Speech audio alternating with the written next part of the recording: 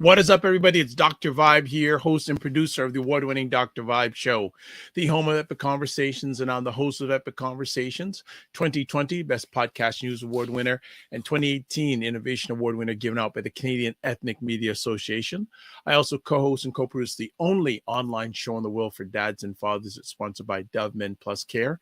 And in 2022 and 2021, that team, which I'm still a part of, reached out directly and indirectly to over 100,000 fathers around the world. So as always, I like to say you're blessed, highly favored, a magnet for miracles, and a solution for someone's problem. We're broadcasting live on December 10th, and it's Black Canada Talking. And what's Black Canada Talking all about? It's an live online event that provides Black Canadians the opportunity to give their takes and POVs on stories that are important to them. So we have a few things before we get to having our friend as usual on.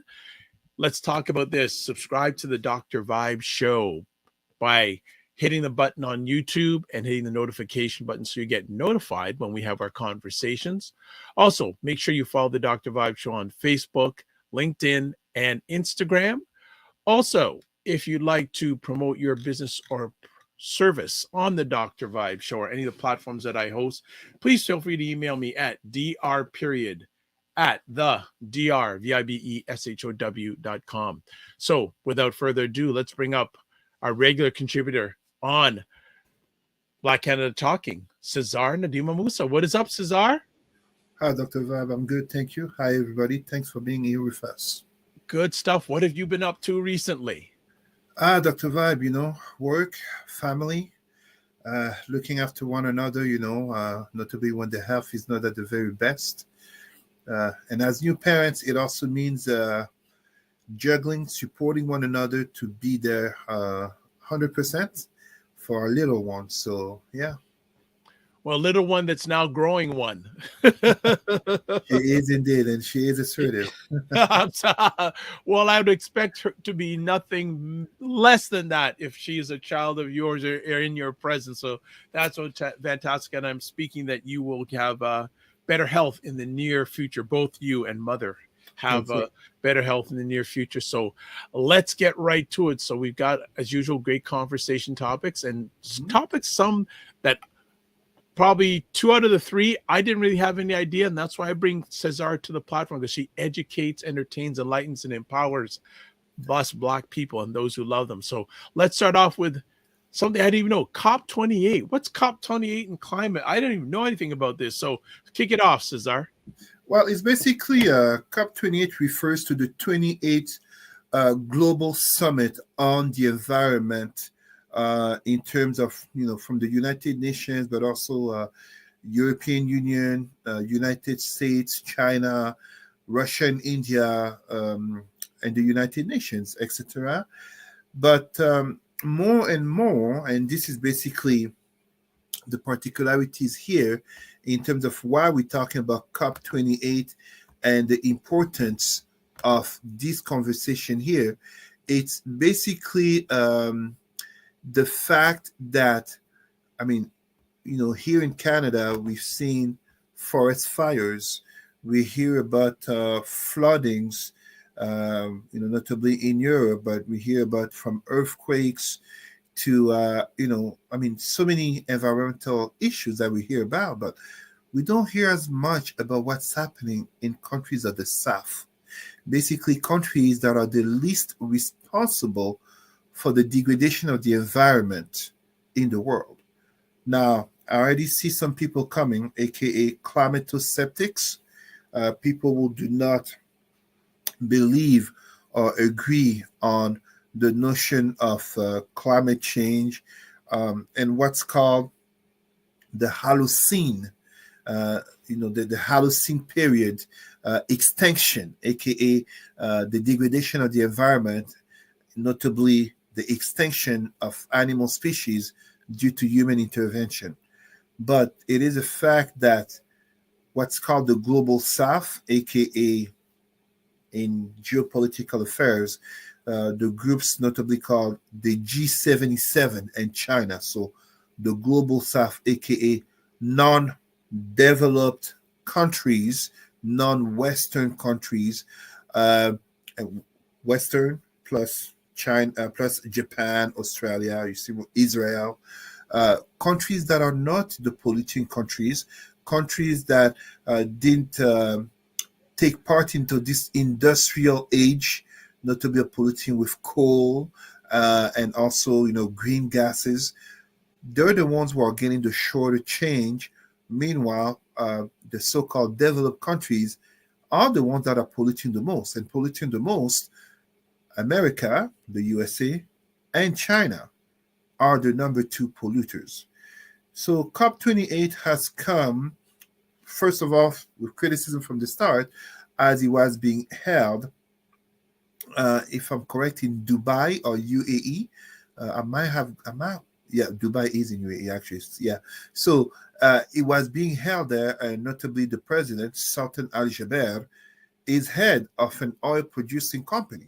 So you're talking about the environmental summit, and the head is already it's already a controversy. But something that has come out with, how can I put it, some applause, but also criticism, is the notion of loss and damage fund, in terms of like a pool. It's basically like a pool where richer countries would put in money to help to pay for damages due to environmental climate issues that impact more southern countries. So to give you an example, Canada as a rich country would not get money because of predictable forest fires, while a country such as Zimbabwe, that was notably flooded, would get some money. But of course, the start of the problem,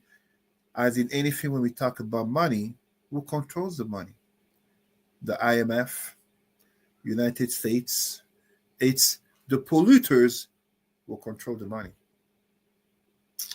This is already a start of the problem. And at the same time, in terms of COP28, is the fact of a lot of the countries of the South are decrying that the measures have not gone far enough. Before I forget, and I will pause here, Dr. Vibe, allow me to pay tribute to a great lady of Black consciousness, African liberation, and women empowerment. The Kenyan politician, Mrs. Wangari Maathai. She was the 2004 Nobel Peace Prize for the Green Belt movement, which notably was to address environmental issues and kind of like, tackle it from the ground, kind of like, just as we do, but environmental activists, because, when you have a degradation of the environment, notably in a poor country, or let's say in a overly exploited country, what does that create? It creates internal refugees, and refugees will leave their countries and notably die on the Mediterranean to reach Europe if they're not enslaved in Northern Africa. You have a rise of poverty, which also coincides with a rise of criminality.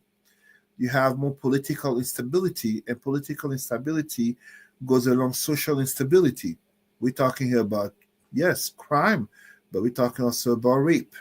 We're talking about an increase in terms of notably sexually transmitted diseases.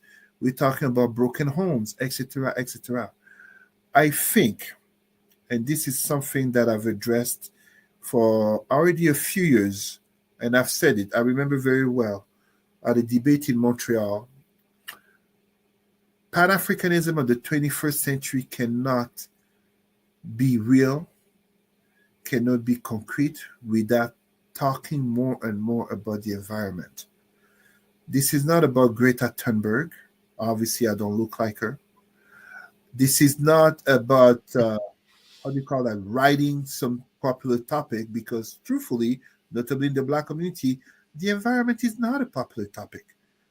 I mean, I don't hear Black people coming to say that the pastor or the priest or the imam was telling them about the importance of the environment. So, but we have to recognize the importance of addressing environmental issues, because as we are talking more and more about climate change,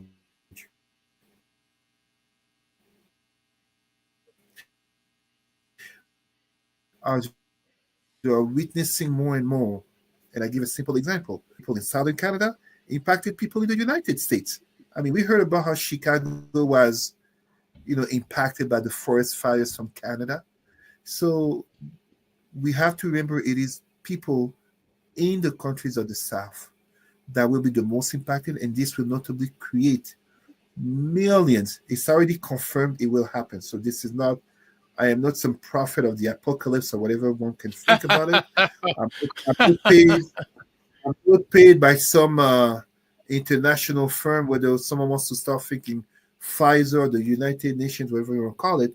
But it's already confirmed there will be millions of climate refugees. And the reason they will come is because of the destabilization of their countries due to political and economic decisions in northern, western, richer, developed countries. We have to address the environment. It's a matter of human rights. It's a matter of human dignity. It's a matter of Pan Africanism. It's interesting. Now, as you were beginning to talk about, I have been hearing some reports about this conference, and the gentleman who's, I guess, the chair of the conference, he also represents oil interests. So people are saying, like, what's the use of this conference? It's all optics, because at the end of the day, big oil companies are going to make sure that nothing goes too far. Is that a correct assumption? That is a very correct assumption. And of course, Sultan Al Jaber, and we have to be fair also here. Um, I don't throw all my criticism against him. Yeah, he's the head of an oil company, but guess what? But people still showed up, people still went ahead. So how are you gonna blame him? How many people will refuse attending an international conference of a couple of days in Dubai? I don't know anyone who would. So he also said something in terms of how do you call that? You have to compose with fossil fuels in terms of finesse. It is Yes. not. It is not, and he's not entirely wrong. I totally hate to say this. It is how reasonable it is to think that we can just scrap out fossil fuels right now at this very moment in order to solve the climate issue. With COVID, we did see proof of the restrictions and lockdown that reduced driving and cars on the road, and there was a lowering of gas emissions in the air. There are cities in the world that suddenly the air cleaned up because there was less traffic. But are we at a point where we can truly say no more gas, no more waste, no more green gas? That is not realistic. And I'd like to give, I actually discovered this today. There's a brother in Atlanta. I'm giving him free publicity.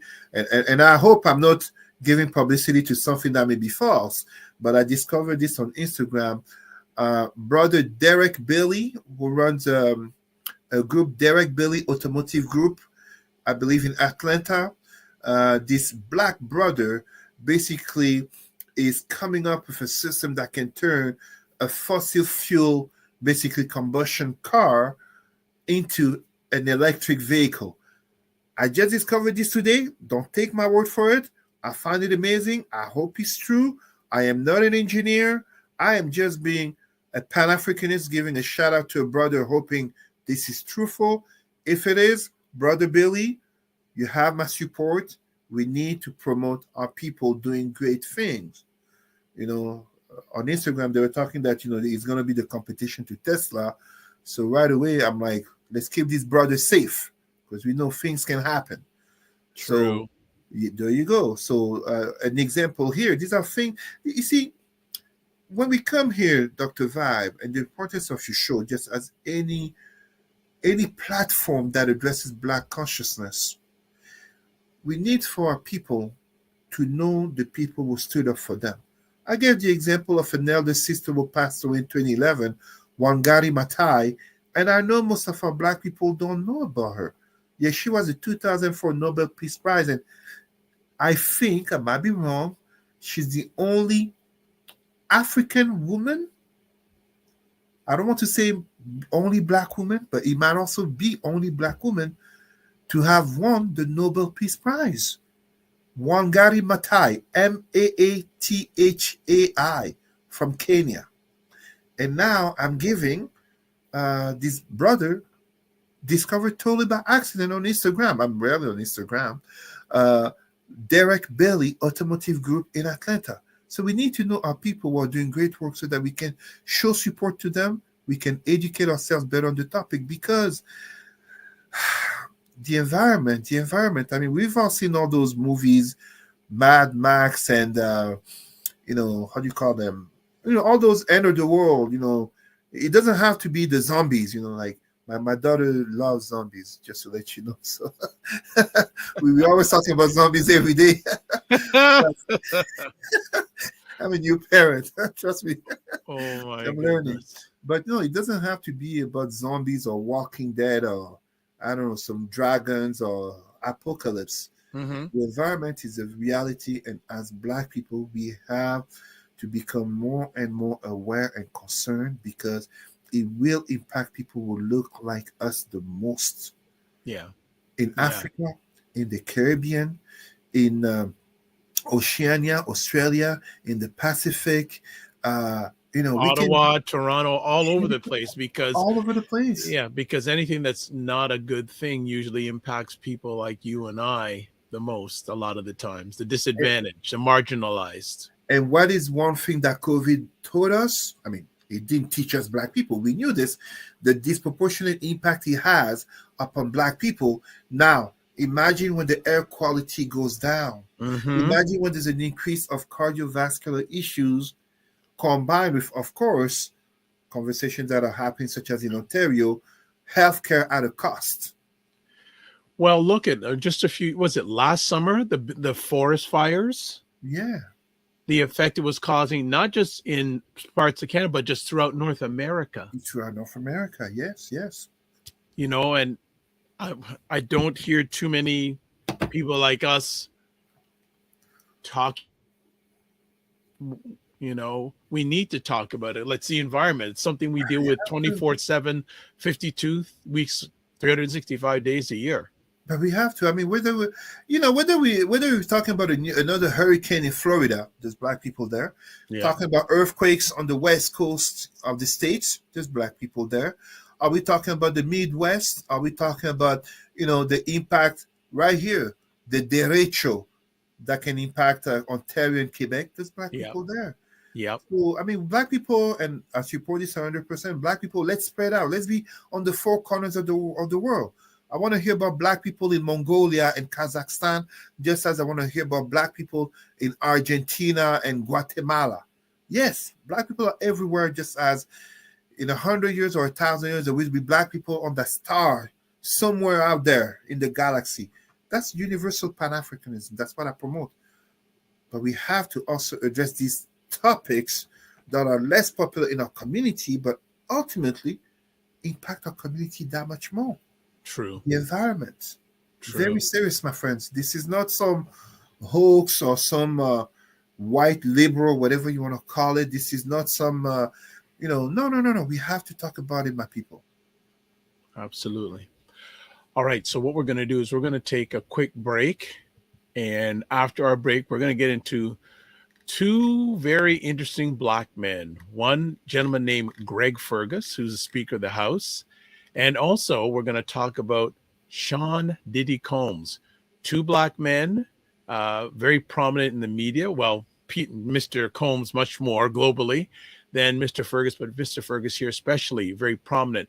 And both of them are in a little bit of a controversy, but Mr. Combs a little bit more controversy. But we'll be back in 90 seconds. Keep it locked on Black Canada Talking. And that's what I feel like. You feel like you're the Harriet Tubman of the mind. I am. I feel like I'm I'm one of the Harriet Tubmans of intelligent Black people. Like, I want to liberate y'all from like being left behind and ignored and oblivion. Now, really, the rappers get all the attention. Seriously, does anybody else feel this way? Like ignorant Black people, they'll be all up, getting all the headlines on the Shade Room, Overly and sexualized black over folks. like the twerkers and the just people that don't always represent the best of us. The diversity. Like people like Dr. Vibe. Like everybody should know about people like Dr. Vibe. They Dr. really Vibe should. he's trying to do good work for black people. Dr. Vibe from Toronto. Good to see you, my brother. Dr. Vibe. Everybody follow Dr. Vibe. He has a great show. He's very good at what he does, and I have a lot of respect for him. Okay, so let me hop into this. What's up, Dr. Vibe? How you doing? Everybody, if you see Dr. Vibe in the chat, everybody go follow the Dr. Vibe show. Dr. Vibe is a real smart brother and a good human being. I like the guy a lot, and he's very intelligent. And I think everyone should pay attention to what he's got going on. We got to shine the spotlight on the intelligent black people out here that are really doing the good work. Don't just pay attention to the rappers and the celebrities. A lot of these people are losers. Your true winners are your people in your community that are really having your back. Helping us to have stronger families and a stronger community. So Dr. Vibe is in that category. So you might see the Dr. Vibe show in this chat. If you see him, please go follow him. Okay. All right. So anyway. All right, Dr. Boyce and Dr. Alicia Watkins, big supporters of Dr. Vibe, and right back to both of them. So go check them out on their various social media platforms. We're here with Cesar, Black Canada Talking, broadcasting live December 10th.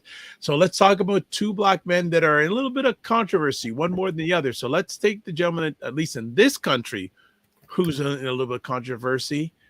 Greg Fergus, first black man to be nominated and elected and appointed as Speaker of the House of Commons. And Cesar, I had no idea about this story, but definitely it needs to be talked about. So give it to us. So first of all, I must state this. I support our brother, Greg Fergus. He has supported me. He has supported me in my evolution, notably as a community leader. So I state this from the start so that nobody either finds anything I say surprising or discovers later and claim any hypocrisy here. He knows he has my support. Now, as I say this, he made an error. We can support our people and still say our people made an error. He should not have done this video recording that played at an event for another MP of his party. Interestingly, MP John Fraser is the MP of the riding Ottawa South where I grew up. I know both MPs. Now that I've said that, I also support him in this error that he made. And the reason that I support him, he apologized, he expressed regrets, and yet here we are finding some MPs, notably of the opposition, still wanting for him to step down. Basically, saying that he should resign. And one of those MPs is a certain Andrew Scheer. I think most of our people in Canada do recall that Mr. Andrew Scheer is a former conservative leader, aka the official opposition party. So then one might wonder, how is Cesar supporting Greg Fergus, Speaker of the House, and yet showing him support in the criticism against him? This is really what it is about talking about racism in politics in Canada. This is a conversation about assimilation. This is a conversation about how when a black person does wrong, they need to be punished that much further. Help me, work with me here as I'm going to go here. Andrew Scheer, the former conservative leader, wants for Mr. Greg Fergus, Speaker of the House, first black Speaker of the House, a historic moment, to resign over a video for which he apologized, where he showed support to another Liberal MP, aka his party, before he became Speaker of the House. For those who don't understand, when you become Speaker of the House, you are to be neutral to all parties. There cannot be affiliation in terms of preferences, aka allegiance to one party over another. So this is why Greg Fergus did wrong. And when I say Greg Fergus, Speaker Greg Fergus, aka non-party affiliated. That's where he did wrong. That's why he apologized. He thought the video was going to be played for something small, intimate, etc. And he did stress the fact that, I mean, as a long-time liberal, since, I don't know, he's a teenager or involved in politics, as a long-time liberal, he's friend with John Fraser. You see? So it's a very understandable error. So why am I talking about racism in politics? Is it because Greg Fergus is a black man? And as I said, I support him. He has supported me. Well, no. How do we explain that the former conservative leader, so not just an MP, former conservative leader of the opposition party, Andrew Scheer, wants for Greg Fergus to resign, and yet, where was Andrew Scheer to want the resignation of Mr. Pierre Poilievre, who came out openly in support of the freedom, as a black man, I don't call them freedom, D-O-M, freedom, D-U-M-B, truckers, as Mr. Pierre Poilievre very openly was in support of those truckers who went in front of Parliament Hill, occupied that space for 3 weeks, beginning of 2022, last year, and wanted the fallout of the government. Some of them calling for, even, if I recall, I don't want to make claims that are false. If I recall, some of them wanted the head of the Prime Minister Justin Trudeau. 3 weeks, an illegal occupation of downtown, which is now in court in Ottawa. Where was Mr. Andrew Scheer asking for the resignation of the current leader of the Conservative Party, Pierre Poilievre, who openly supported a sedition movement, an insurrectionist movement, the Canadian version of January 6th movement? Yeah. This is racism in politics. This is what happens with assimilation, where you got to work that much harder when you're black, and you got to make sure that you don't make any faux pas, any misstep. And if you dare to do the slightest thing wrong, it is blown out of proportion, worse than the white person who has done so much worse than you. Can you imagine if the 3 weeks of the Freedom Truckers, first of all, we can't even imagine that there would be black Freedom Truckers, because they wouldn't have made it to downtown Ottawa. But even if they were, can you imagine what would have happened to any black politician who would have gone there publicly showing them support to a movement, an organization that wants the fallout of the government, that is calling for the death, the assassination of the Prime Minister of the country? This is what I'm talking about. Well, and I think it's amplified too, Greg Fergus being a black man. Of course. Right? Let's, a black man in that position, and as you said, it's an interesting comparison. Pierre Poilievre, leader of the PCM. I'm just talking politics. I have no affiliation here, but here's someone that supported some individuals that wanted to overthrow government. Overthrow the government?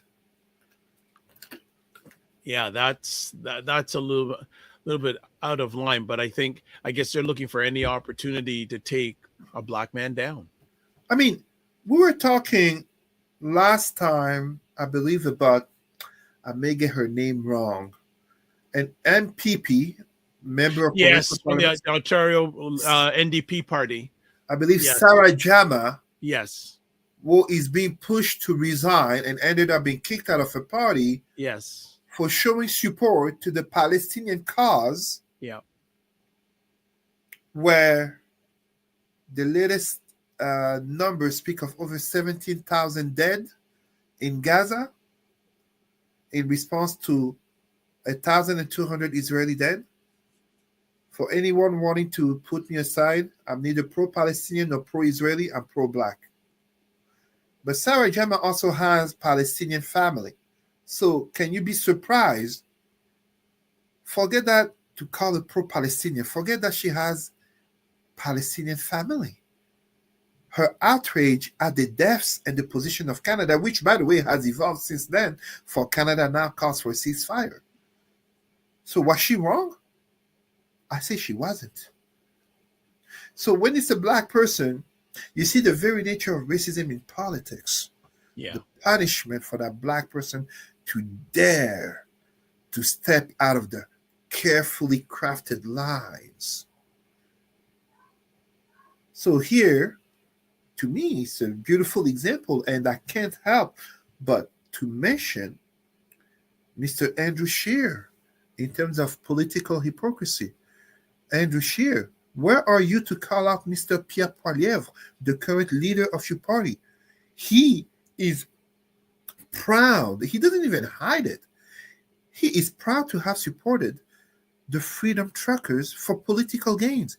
And I really say for political gains because we know 100% that if he was the prime minister as he aims to become in 2025, there is no way that Pierre Poilievre would let a 3 weeks occupation of downtown Ottawa by some truckers, whether it be over COVID, vaccine, or anything else. And we know 100% well that there is no prime minister in Canada, notably conservative, who would allow a 3-week occupation of downtown Ottawa in front of the parliament by a bunch of black freedom truckers, by a bunch of Muslim freedom truckers, by a bunch of LGBTQ truckers, by a bunch of women truckers. We can't imagine such a thing other than for white privilege. Men, just as January 6th in the United States. So, yes, Greg Fergus did wrong. He made an error. He apologized for it. He explained the context of the error. I forgive him. I don't forgive him just because he's black. I forgive him because his error made sense. I understand him. Oh, there's your friend. There's our friend. Hey, there she is. She came to show me her new doll, and she's saying hi. Oh, that's a beautiful doll. Hmm? Nice. Yeah, and Nice. she's black. She's beautiful, man. Hmm? That's how you black and proud? She has braids. She has braids. Very important. That's beautiful. Ok. Viens. Papa parle avec Dr. Vibe. Tu vas voir maman? Hein? Ok, ferme la porte. Bisous. Bye bye. Oh, sorry. It's okay. Okay. Okay. Bye bye, yum yum. Thank you. That was beautiful. That's the most special moment I've ever experienced with you on this show. Yes. I'm gonna keep that moment for a long time, my brother. I didn't hear her coming up. Well, I heard someone in the back. Yeah, I go. Oh, we got a new co-host. Oh God. Yeah. No, So, but I'm glad. I know she went. My wife took her. Her mama took her shopping for a new doll, and Okay. we very much stress the importance of black dolls and representation. And of course, as we live we live in a diverse, multicultural neighborhood, but still overwhelmingly white. Barbie, blonde hair, blue-eyed, so we always look for the black Barbie, and that's what she wanted. She even noticed herself, and that's what she said. She got braids. So yes, absolutely. But yeah, no. Okay, Regarding what we were let's just get back, saying, regarding what we were just saying, yes. Speaker Greg Fergus, brother Greg Fergus, he made an error. He apologized. He explained the context of the error. But to call out for his resignation as if it's something so, like, it's political gains. It's kind of like, in French we say coup bas, below the belt, unnecessary hitting. That's what it is. So. Okay. Well, as I said, I wasn't even aware of this situation until you brought it to my attention. So I'm gonna have to pay a little more attention to the news. But I think it sounds like he'll overcome this. Yes, I strongly. I mean, I did check with some of my community leaders who are notably involved, in the Labour Party, and they told me, yeah, no, he will survive this. I mean, hopefully lesson learned. Hopefully, lesson learned. But at the same time, I refuse. I mean, society forces us to hold our Black people to higher scrutiny and higher expectations. But I refuse to continue that game of assimilation that basically make it that we expect the next George Floyd. Meanwhile, whites can't imagine a white George Floyd, especially a white George Floyd at the hand of a Black cop. Okay. Let's move to a gentleman that's even in more controversy south of the border. Sean Diddy Combs, history of controversy and legal trouble. And for those who have been paying attention to the news, P. Diddy, or Sean, whatever he's called these days, number of sexual allegations been labeled against him. There's so much stuff coming up recently on Sean P. Diddy Combs. What are your thoughts on all of this, Cesar? It's an unpleasant and difficult take. And I say this with solidarity to our sisters who are victims, because on one side it's a bit ironic, one wants to come with, referring to P. Diddy, Sean Diddy, Puffy Combs, body of work, aka More Money, More Problems, aka Can't Stop, Won't Stop, aka Nobody Can Hold Me Down.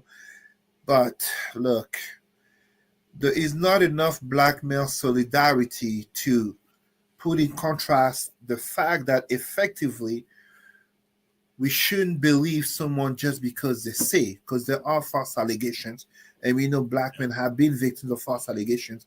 I am a Black man who has faced false allegations, as you know, Dr. Vibe. Yep. So that is one thing. But on the other side, we also have to be honest. Black man, white man, it could be a woman, even though it's rare, but yeah, it could be a woman. When there is an accumulation of allegations, an accumulation of victims, claimed victims coming forward, an accumulation of disturbing behaviors, and in the case of Sean Diddy Combs, there are also other Black men who are coming forward and saying the brother misbehaves a lot. That becomes a problem. So this is not something in terms of this billionaire, rich and famous Black man being attacked by all these women. No, there are Black men who are saying, hey, listen, the brother does not behave well towards women and towards men. Whether it's attacking people, making threats, apparently blowing up someone's car. What's going on here? This is like, this is barely the movie. Can I just interrupt you for a second? If you're watching this live on the replay, and unfortunately if you're listening to this on replay, there's a great article here from The Root, and they have a slideshow, so I'm just going to read through some of it, and we'll continue on. Cesar can continue on with his commentary. So you see the slide here in 1997, East Coast, West Coast rap food. If you're watching this live on the replay, there's a picture of Sean Diddy Combs and Notorious B.I.G. And I'm going to read the caption underneath. In the mid-1990s, rap music was dominated by the ongoing feud by East Coast and West Coast artists, specifically Bad Boy and Death Row. Insults and diss tracks went back and forth as the tension rose to a dangerous level. Unfortunately, it reached a tragic peak with the murder of Tupac Shakur and Notorious B.I.G., two of the most influential artists in music history. Diddy has never been arrested, charged, or credibly connected to either attack, but that hasn't stopped controversy theories continuing to suggest he was somehow involved. Let's go to another go to another slide here. Nas. The assault of Steve Stout. The controversial video for his song with Nas, Hate Me Now, features a scene of the two men crucified on the cross with crowns of thorns. Diddy decided the scene was blasphemous and wanted it cut from the video, but the unedited version was aired on MTV. In response, the Harlem Native went to the office of then President Interscope Records, Steve Stout, and assaulted him with, quote, a chair, a telephone, and a champagne bottle, unquote. He pled guilty to a reduced charge and was sentenced to 1 day of anchor management. So there you go. 1999, arrested alongside Jennifer Lopez. The firearm incident. Yes, when attending a New York nightclub with then girlfriend Jennifer Lopez, a shooting at the club caused chaos. Later that night, the couple and two other passengers were stopped by police and ended up charged with, quote, charged with criminal possession of a weapon and possession of stolen property. J-Lo, whose movie Clear was just taking off, found herself connected to Combs' highly publicized criminal trial, and the couple eventually broke up. Puff Daddy was not found guilty and changed his name to P. Diddy. There's more, folks. Gotta go through some more. 2003, Sean John labor controversy. In 2003, a report revealed that Sean John workers in a Honduras factory were essentially dealing with sweatshop conditions. Sean John executives, including Combs, said they didn't know about the problems but would work to fix them. We got more. 2005, Diddy name lawsuit. When P. Diddy became Diddy, he forgot to ask around. As it turned out, Richard Diddy Dearlove, a producer in the United Kingdom, was already using the name. After a legal battle, there was a £100,000 settlement in September 2006, and he must remain P. Diddy in the UK. Have some more. 2005, alleged Rogelio Mills assault. Detroit talk show host Rogelio Mills alleged that Diddy and his entourage assaulted him in 1999 after he asked about the producer's role in the Biggie's death. The jury ruled in favor of Combs, a decision upheld on appeal. I don't know how many more slides are here. 2005, the Locks go rogue at Hot 97. The Locks got into it with Diddy about his mistreatment of artists and his refusal to return their publishing rights. The moment went down on New York's Hot 97, cementing the claims that he didn't fairly compensate bad boy artists. Even though they eventually settled the dispute, the reputation for being a predatory record executive follows Diddy to this day. Like, there's so many. I just want to see if there's anything else. Like, fight with Kid Cudi, 2012. In light of Cassie's allegations, this is particularly disturbing. In November 2012, the two rappers reportedly got in a fight over the singer in a Hollywood club. Rumors say, quote, they exchanged heated words to a point where the entire club was watching, creating a huge scene. So obviously we need to go back then because 2007, sued for allegedly ordering a promoter's assault. A nightclub promoter sued coming home rapper for $4 million, claiming Diddy had his bodyguard forcibly remove the promoter. He alleged his was punch kicked. That's bad grammar. He alleged his was punch kicked and chased around the club. So as you can see, folks, Mr. Combs has not avoided controversy. Again, alleged assaults of son's football coach, sexual assault alleged. Mays accuses Diddy of unfair compensation. Diddy against Diageo. This was just this year. After building extremely successful Ciroc vodka and De Leon tequila brands, Diddy accused distributor Diageo of racism, alleging they didn't offer the same resources to Black-owned brands that they did others. In response, Diageo ended its business partnership with Combs. As this dispute has dragged on, Diddy has used social media to throw shade by complimenting their other spirit brands. So, like other things that Cassie. So we'll end it with here. So Cassie files a lawsuit alleging rape, domestic violence. This one was interesting.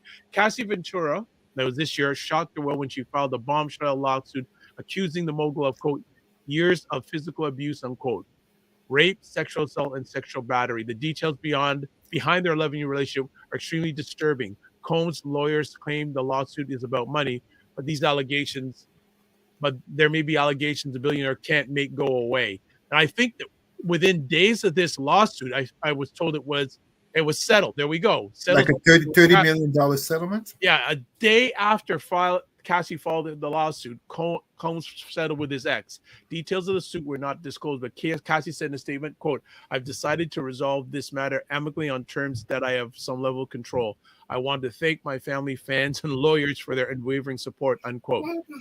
Quote, "We have decided to resolve this matter amicably. I wish Cassie and her family all the best," Combs said in a statement. So, and there's more allegations that have come out, more sexual assault allegations, so it hasn't stopped. Mhm. So we'll stop there. And I personally, those who are hip hop heads, No problem. We'll be ending in a few months because the boss of the house wants you. Those who are hip hop heads will remember two names. I will let people discover, and because me personally, as a teenager from the 90s, Craig Mack and Yes. Shine. Flavor in your ear. There you go. Craig Mack and Shine. That's basically, to me, and I mean, we can even talk about Black Rob, before he died. Yeah.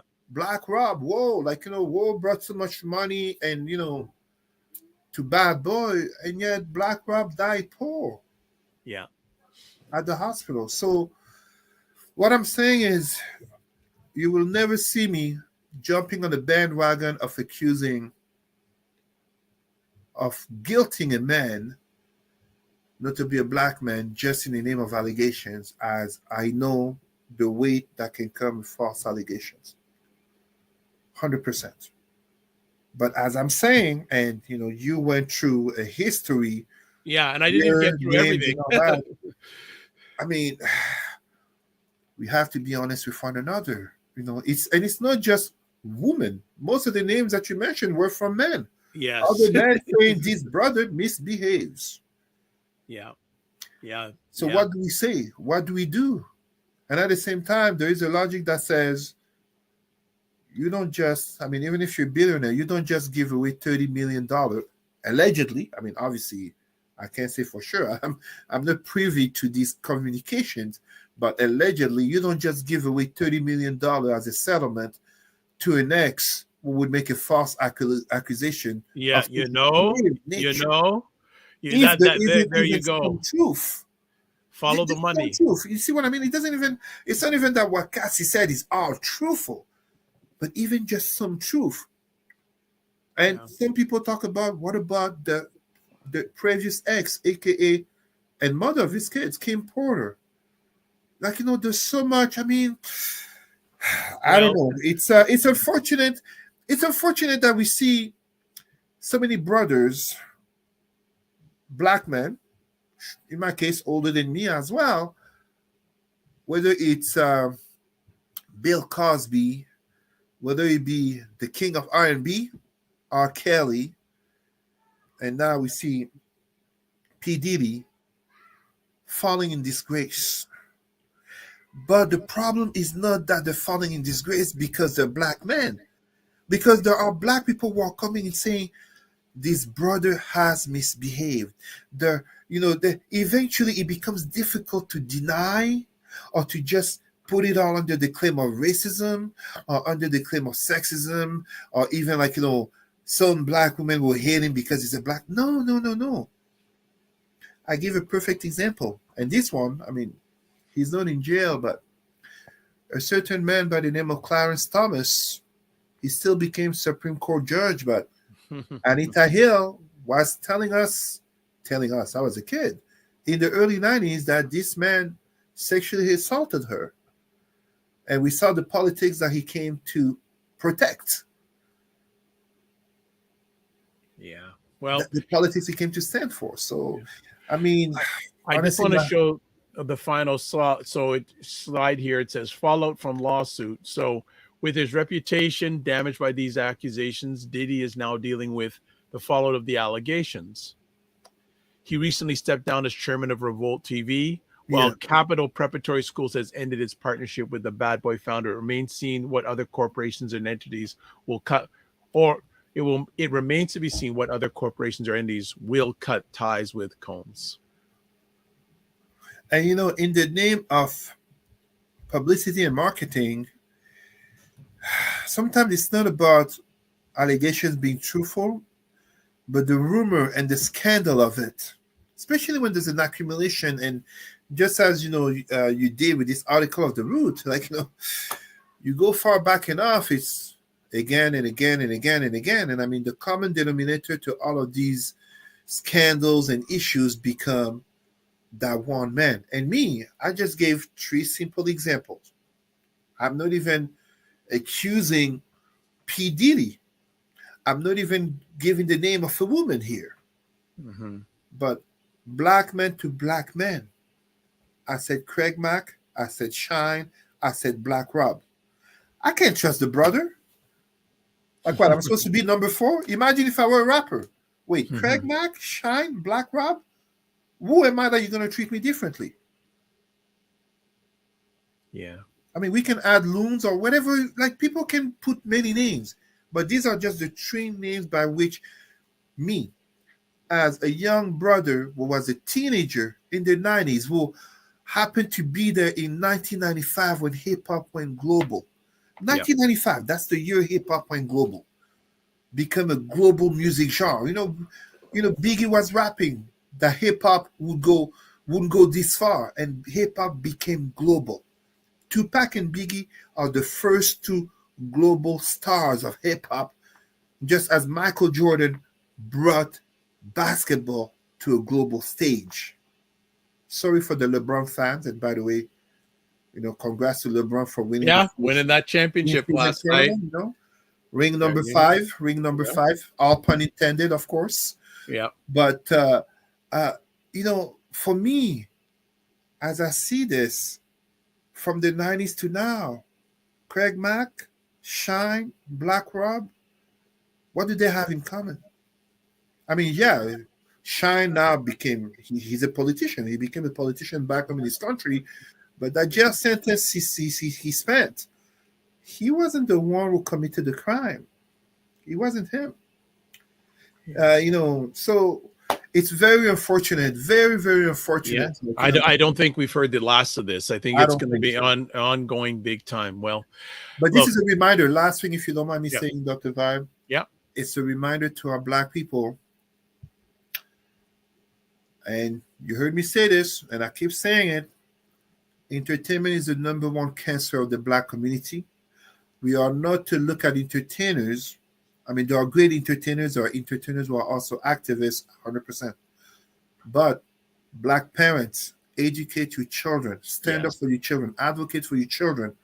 It's not he or she they see on TV, whether rapping, twerking, or playing ball, that's supposed to be the role model. Okay. All right. We have enough role model in our history books among great kings and queens, great activists, men as women, great role models, and you, the parent, the Black parent, have to be present physically, mentally, intellectually, spiritually, and emotionally for our children, so that basically, we can make the distinction: entertainer, Black family, Black community. Absolutely. Well, Cesar, thank you for taking the time as always. The boss of the house, I'm sure, is waiting for you so much. She bull rushed our conversation in a good way today. How can people get in touch with you, sir? Email, but best way, reach me out on Facebook, Cesar Ndema-Moussa, as you see at the bottom of the screen. All right. Well, thank you as always. I hopefully will be on one more time before the end of the year. But if we are not, we want to wish you and your family all the best for the rest of this year, and looking forward to continue it on to next year. And don't just manage your time, manage energy. And remember to give yourself grace, my brother, and enjoy the boss of the house. Go to her now. I see you before the end of the year, my brother. Absolutely. Keep the faith. Dr. Vibe, yes. You forgot to mention something. Thursday. I can't make it Thursday. I told Ketcha that it's the other Thursday, but I got a messenger. So So, it will happen. It is going to happen before okay, the end of the so year. I got a will be messenger. there because I sent you a message that this Thursday I wouldn't be out of office. I'm not. I can't make it. I gave her Perfect. the date, but I'm going to message her tonight. By the way, before we go, your number one fan, Michelle Baptiste, says great show. Thank And you, says Michelle. Cesar rocks, and she told me offline, says the next time he's in town, I've got to meet Cesar. So Thank we you, got to Michelle. make that Honor. happen. Thank And no, you. have a good training this week, by the way, too. Thank you. Thank you. All the very much. best. Take care, my brother. Take Take care. care. All right, that is good. And Cesar rocked the house as usual. He rocked the house as usual, family. He rocked the house as usual.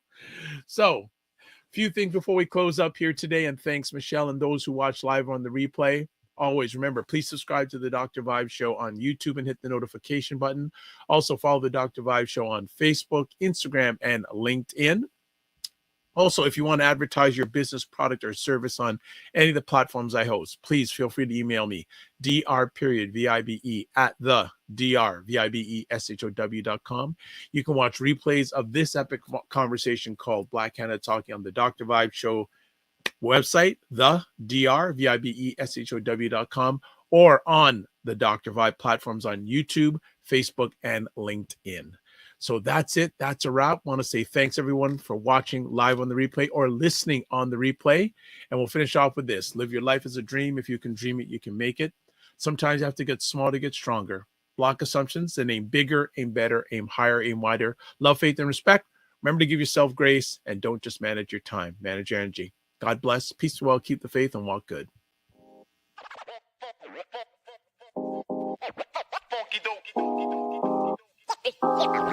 Yeah.